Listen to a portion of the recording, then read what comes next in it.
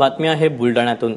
किरकोळ वादातून उफाळलेल्या वादानंतर आज बुलढाण्यातल्या मलकापुरात तणावपूर्ण शांतता आहे। खबरदारी म्हणून संचारबंदी जाहीर केली गेली आहे। SRPFचे जवान मलकापूरमध्ये तळ ठोकून आहेत। रस्त्यावर शुकशुकाट दिसून येते। फक्त रेल्वे आणि बस स्थानकावरील प्रवाशांना घरी जाण्याची परवानगी देण्यात आली आहे। काल किरकोळ कारणावरून 2 गटांमध्ये दगडफेक झाली, त्यानंतर ही दंगल भडकली। यावेळी दंगल शमवण्याचं आवाहन करायला गेलेल्या आमदार चैनसुख संचेती यांच्यासह पोलीस अधीक्षक आणि पोलीस उपअधीक्षक देखील जखमी झालेत। काल दुपारच्या सुमारास या वादाला सुरुवात झाली होती। यामध्ये काही वाहनांची जाळपोळही करण्यात आली आहे।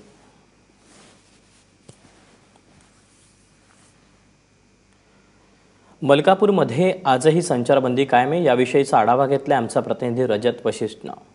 मलकापूर शहरात धार्मिक मिरवणुकीनंतर झालेल्या तणावाचे पडसाद जे आहेत ते शहरात ठिकठिकाणी पाहायला मिळत आहेत। सध्या बुलढाणा रोडवरील या दुकानांची दृश्य तुम्ही पाहतायत। काल जमावांमध्ये दगडफेकीची घटना घडलेल्या होत्या।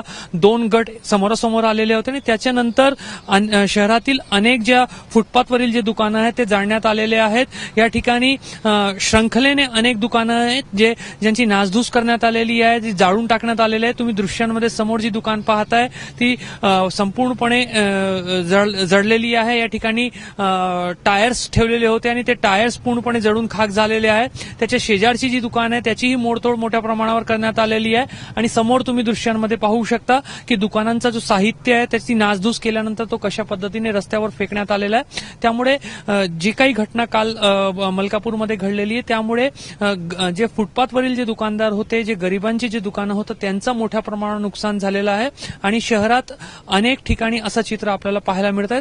सोबतच अनेक ठिकाणी वाहनांची जाळपोळ करण्यात आलेली आहे आणि जे रात्रीच्या वेळेस काही वाहनांना जाळण्यात आलेला असंही सांगण्यात येत आहे। सध्या कडेकोट पोलीस बंदोबस्त जो आहे तो मलकापूर शहरामध्ये सर्वत्र पाहायला मिळत आहे आणि जो कर्फ्यू जो आहे तो प्रशासनाच्या वतीने अजूनही कायम ठेवण्यात आलेला आहे।